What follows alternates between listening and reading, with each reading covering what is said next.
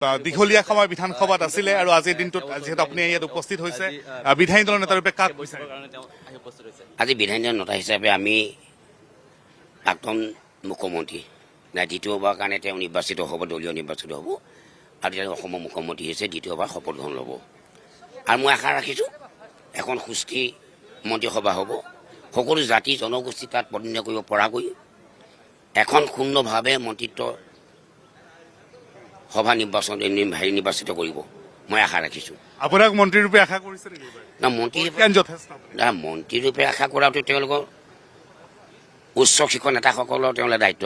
আপুনি আশা কৰিছে না সকলো জাতি জনগোষ্ঠী যেতিয়া পূৰ্ণভাৱে অসমত তেওঁলোকে ল'ব তেতিয়া মই আশা কৰিছোঁ। কাৰণ কিয় তিৱা, ৰাভা, মিচিং, কাৰ্বি এই জনগোষ্ঠীৰ অবিহনে কেতিয়াও এখন বৰ অসম হ'ব নোৱাৰে।